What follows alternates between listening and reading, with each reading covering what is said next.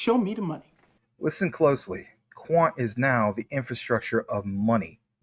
How would you like to earn an extra $100, $200, or even $500 a day, even more than that? I have many friends that are earning money every single day trading futures on BTCC. It's a simple process, and even if you don't want to learn how to trade, you could follow a trader on the site and let him do the trading for you, and you will earn according to his trades. Sometimes I follow All the Money by Q, and his trades earn me money. He has a 93% success rate, and he earns a great percentage. So even if you don't know how to trade, there is a way to make money. But I suggest learn how to trade. Earn you some extra money on BTCC. It's easy, you don't have to KYC, and you don't have to use a virtual private network VPN. This is a wonderful site. They've been around since 2011. Give them a shot. Also, when you earn that extra money, you can store that on your Decent wallet. The Decent wallet was not affected by the recent XRPL debacle, where the backdoor of many wallets was open and there was a breach. So Decent wallet was not affected by that. Decent wallet is as safe as you keep your seed phrase. It's a wonderful product, and you can get the discount by using the link. It's the only way to get the affiliate discount, and that is to use an affiliate link. So that link is popping up on the upper right side of your screen, and it is the one that you will use. You will also get free shipping. Pick you up a Decent wallet today. Secure your assets. If you don't have them stored in a wallet and sitting on an exchange, then you're at risk. So pick you one up today. Thank you. Straight from Quant.network. Their newest slogan, the infrastructure of money. Add this to the foundation of digital finance. Add this to the foundation for building on blockchain. This is massive. So take you to the next part of this. Shout out to Quant Papa. What do we see here? It's Quant Fusion, multi-ledger rollup, network of networks. And below that, in the bottom left, you see Google Cloud Universal Ledger. For many of you guys, you haven't seen that before. Interesting, to say the least. Take you further into this. Well, it's what's connected to. What about these public layer 2s? We see Arbitrum, Optimism, Base, Polygon, ZK Sync. But also below that, you see public layer 1 blockchains. Interesting to see how they connect to, obviously, Quant Fusion, because at the end of the day, you do see your Avalanches, your BTC, your XRP, and that's all worth noting, all worth pointing out. Well, you know how we just mentioned Avalanche? Well, this is interesting because shout out to our brother in space, Sebastian. I shared this just a few days ago. Like I said, nothing to see here. Just a Q&T white label, no big deal, as we dust our shoulder off. And we also see here AVAX Fusion, white label. Yeah, I would definitely say that this is a white label because, again, think about this. Blockchain is stuck in a zero-sum game. We also see here everyone fighting for blockchain attention and control. Layer 1s are fragmented. How true is that? Innovation happens in isolation. Real world value, I mean, at the end of the day, like it says, still missing. And I like this. I'll pause it here. Fusion introduces, composers. How many times have you heard me over the course of many years now talk about the orchestrator, the composer, the orchestra, the choir? Quant Gilbert Merdian is literally the head composer of that orchestra. And for example, there's some instruments that are utilized more than some of the other ones. But whatever the case be, white label, I think this is a major, major deal, especially for even things like Avalanche. Take you further into this. Let's go back to this part. Another visual, Quant Papa. Quant supports some distributed ledger blockchain technologies via connectors that they themselves run. Yeah, they themselves run. Not outsourcing some of that. Each technology, for example, Ethereum Virtual Machine, can be implemented in multiple networks. Ethereum mainnet, Polygon, I mentioned Avalanche, but these are also a variety of distributed ledger blockchain networks that Quant can support. If Quant supports a particular network, then Fusion users can utilize Quant's nodes for this network, as well as connect their own nodes for this network in order to provide additional resilience. For example, node distribution to the Fusion system. A lot of you guys are wondering about staking and all sorts of other things, but a lot of you guys are also wondering about, can I become a node operator? And if so, what kind of value would that have for the future? If Quant supports a particular technology but not a particular network, then a Fusion user, Bob, for instance, can connect their nodes for this network automatically after Bob provides some particular information about this network. For example, the network name. Think about the whole node thing, and very interesting to get into it, but more importantly, a very limited supply of QNT. Notice how it said node and nodes? Yeah, even the person with only one node or one QNT, how significant is that going to be moving forward? So by default, the new network will be private to Bob, but this network can be promoted to permission access. Users whitelisted by Bob can access the network automatically and can be promoted to public. For example, any Fusion user can access the network after the review of the Quant team. I like the idea that it's after the review of the Quant team. Think about that in itself. Would they use something like Quant Authorized to verify if you're kind of a shady actor? Interesting to see that. Finally, if Quant does not support a particular technology themselves, any user can still integrate this technology to Fusion via utilizing Fusion's bring your own connector feature. Okay, well, maybe there's a balance of what they review and obviously this with the connector. So once the connector is integrated, the user's nodes for this network can also be integrated. And this is, of course, updated just about 4 days ago. Taking more into this, here's some other highlights that are included. It's this part. It says, our chosen decentralized exchange, DEX, was deployed. We are satisfied with our selection, but an official announcement will be made later on the specific DEX to be used. I saw an announcement not that long ago in regard to even things like Uniswap, which sounds bonkers to a lot of people, but still think about that. Uniswap. Interesting. And of course, this could be a different DEX that has nothing to do with Uniswap, but nonetheless, we did see some announcements about Quant and Uniswap. So thought I'd bring that to you guys as well. Let's take you to this next part. Straight from Quant Network on literally Telegram, or not Telegram, LinkedIn, excuse me. We see here, what does it mean to win Best Programmable Payments Platform? Shout out to Channing Harrell. We cover this. King Channing, I should say. So, like it says, it's that recognition. It's validation of a shift, basically, already underway. Programmable payments are not just about automating flows. They represent a new infrastructure layer for regulated finance, one that embeds logic, compliance, and control within the transaction itself.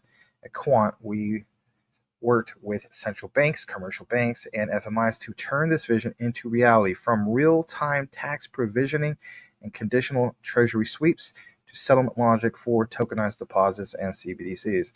I'll give you guys an update. May either do it on my own or I'll do it with Rue Black, one or the other, but it's an update in regard to Zebek and Quant. We talked a lot about, for example, taxes, payroll, okay? Be on the lookout for a video that will be focused specifically on that. And what it also mentions here is the whole thing of tokenized deposits and, of course, CBDCs. Settlement logic. So it goes on to this part. It says, a privilege to be recognized alongside institutions like JP Morgan, Visa, and Circle. That's obviously big because, again, building the future of finance, okay? So even in the visual, you see Dominic Hobson, you see the new guy that's really standing out for the Quant Network who's in charge of marketing, all right? Covered somewhat of a deep dive on Giancarlo Lima in the past, but that's not the point. Here's one of your main highlights if you've gotten this far into the video. It's this. It's what says foreign exchange and cross-border payments straight from the Quant Network. Now, why does this matter to you? Well, I will read this part. It says foreign exchange and cross-border payments are costly, cumbersome, and inefficient. With Quant Flow, businesses can revolutionize the way they transfer money globally. Think about that, whether that be via traditional payment systems or stablecoins. With programmable workflows, smooth integration with existing systems, and regulatory grade security compliance, we are committed to facilitating a more connected and efficient global economy. Well, that's a big deal, but here's why it really, really is. It's this. Shout out to Quant Papa once again with his finding, and it's straight from what's referred to as this particular platform. And if you wonder who they are, it's referred to as FNA. FNA is a leader in advanced network analytics and simulation. Okay. So in reality, this is just a YouTube channel meant for like institutions and so on. They just want to quickly share what they have. But every now and then you get people like myself, Quant Pop, and so on that subscribe to these channels and share it with the community. Here's why we're sharing it with the community. All right. Because 7 days ago, you see Payments System Broadcast, number 22, Project Meridian FX, synchronizing the future of wholesale payments. Just in case you forgot, back to the visual, foreign exchange and cross-border payments. The timing of this is really interesting, right? Just screams quant, right? Well, if anything, what about XRP? We'll get into that here in a bit as well. So as I take it to this, I'm going to highlight some other things that are in the comments. First is this. Foreign exchange FX markets are at the heart of global finance. I'll state it again, at the heart of global finance. So many people have overlooked this. I would say to the exception of people like Jesse, Apex Crypto Consulting, NFA. But the processing for settling the cross-border transactions remains slow, costly, vulnerable to risk. Well, we're now, for example, at the end of MT. MT is done here in the United States. We're on new MX. Some of you guys feel as though if we're on MX with ISO 222, how come this hasn't ran yet? Well, it might have something to do with, for example, regulations are not here. Might have also to do, especially when it comes to the SEC case with Ripple XRP. Those things do play a factor. But you may be thinking, well, this is quant. And I'd be with you. Listen to this a little bit more. It says, in a collaborative experiment, led by the Bank for International Settlements Innovation Hub London, Eurosystem centers alongside central banks, including Bank of England, Banque de France, which is the oversight of the BIS, and you see Deutsche Bundesbank, Bank d'Italia, which obviously has the Algorand plug, and the European Central Bank. And it's set out to address these long-standing challenges. At the center of the project is the concept of synchronization operator. Boom, boil it, mash it, stick in a stew. Who could that be? Again, I think the writing is on the wall when it comes to that. On this bottom part, talks about, for example, interoperability between real-time gross settlement, RTGS systems. Think about that. Your XRP would stand and shine in that regard. Absolutely. This other part, cross-border settlement efficiency. Enabled faster and safer FX transactions by synchronizing payment across systems, payments, and of course technology, interoperability. So again, the whole concept of a unified share ledger, your quant with internet trust, your XRP with the internet of value. That's big. All right, so there's some guests here. I've gone ahead and fast forward to some of these key areas. The first part is this. Listen to what this gentleman, John Jackson, mentions here specifically, because he is from the Bank of England. And of course, there's Stephanie Hafner, who's also there, but we won't highlight so much of Stephanie. She's from the BIS. And of course, joined the FNA for Payment System Broadcasts. So again, future of payments. Again, Dominic Hobson with what he has to share before. Really, really crucial to get into some of these things, right? So we're going to go ahead and play this. Let's go ahead and share this. And again, it's just like maybe about a minute or two. Listen to this. Does he mention the RLN? Does he mention the RSN? Well, if anything, it will be at least the RLN, but I want you guys to hear it for yourself. Sometimes that's what matters. Be right back. Here we go. Property, FX, kind of collateral movement of tokenized assets are the three main ones. More speculatively, and probably something will take longer, things like efforts to digitize something like trade finance, or to try and digitize other kind of transaction chains. fit a bit like the property one in the end of if you've made a lot of progress in digitizing the rest of the transaction chain, then if you can then do straight through settlement into central bank money, that's a really nice outcome. So I think there's a bunch of different things where you can imagine the driver wouldn't necessarily be synchronization, but if there's a drive to do digitization in the transaction chain generally, synchronization can be a nice sort of addition to the end of that chain. And then I would say there's a lot of interest at the moment across different sort of orchestration entities who want to be orchestrators, who are thinking about orchestrating simultaneous movement of central bank money and commercial bank money.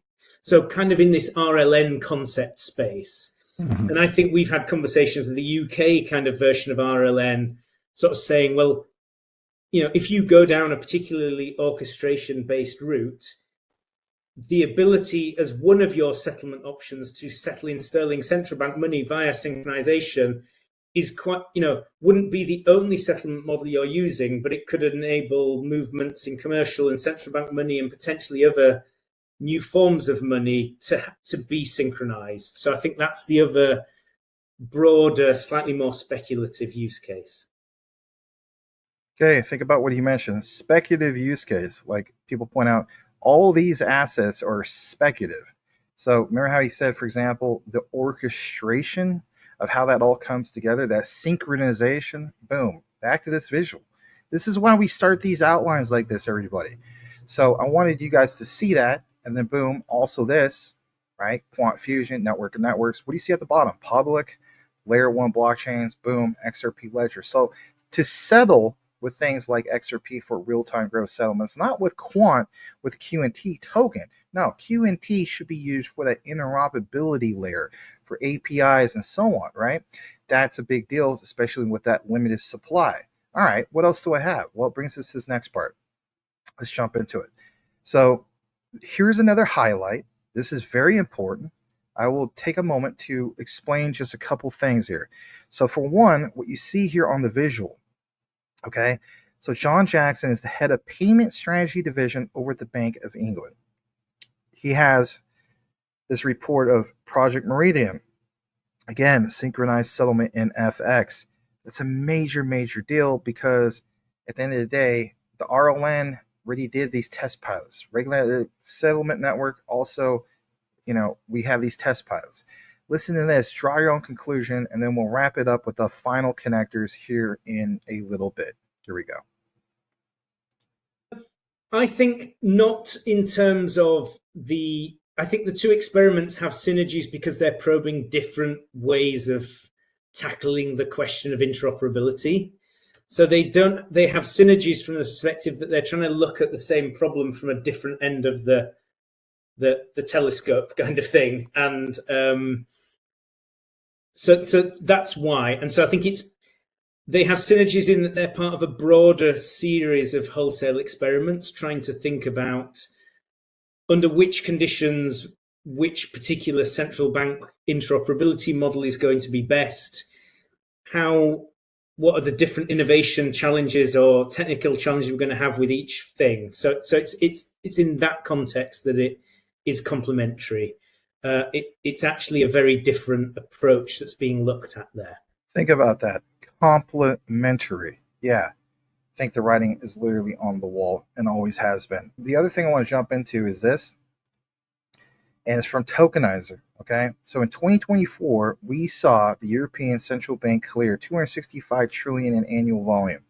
Bank of England was to clear 270 trillion in annual volume.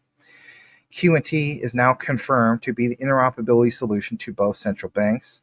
Both banks also participated in Project Meridian FX. That's why there's so much emphasis on Project Meridian FX in this outline.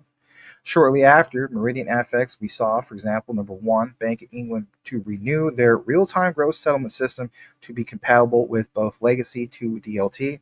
Obviously, Quant stands out in that, as pointed out by Tokenizer, exactly what Overledger brings to the table. Yeah.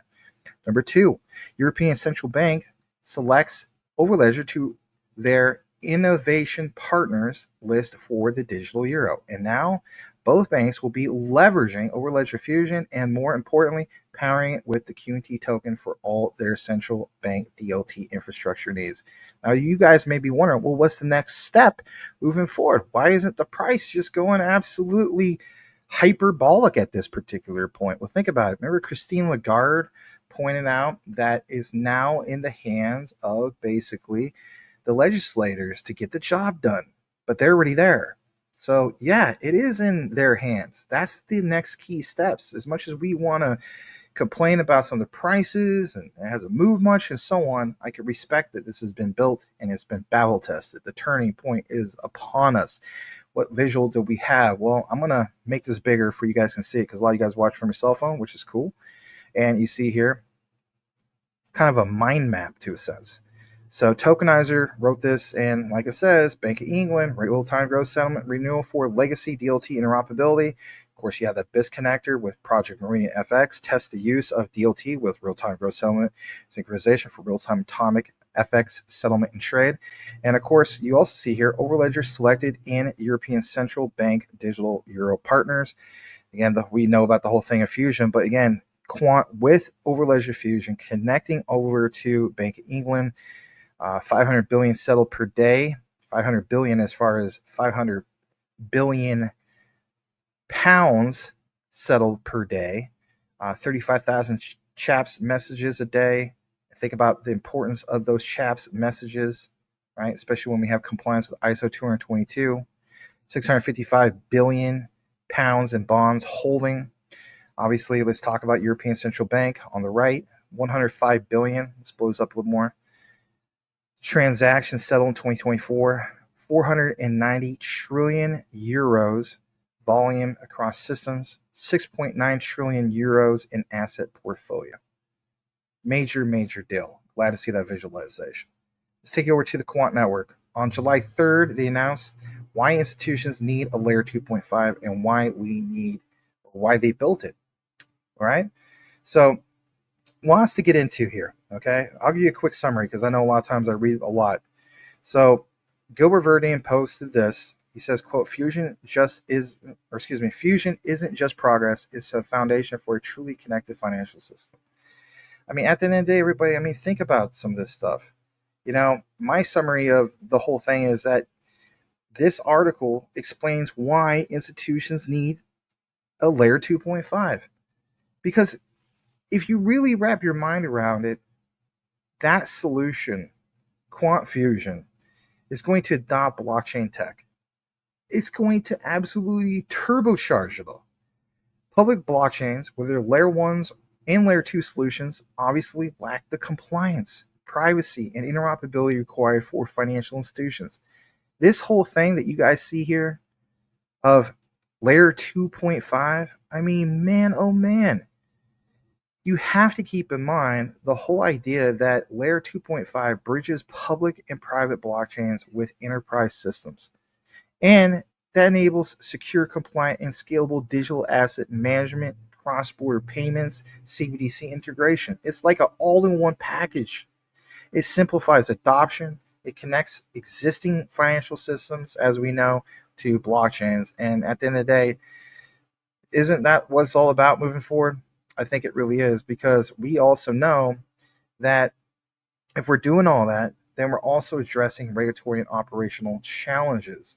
Anything, it's creating a sense of MiCA compliance. And I think clearly moving forward, whether it's doom and gloom for Tether or some of these other things, you need to be in MiCA compliance.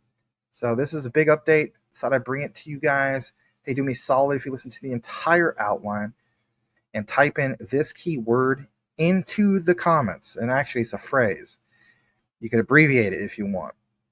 The infrastructure of money.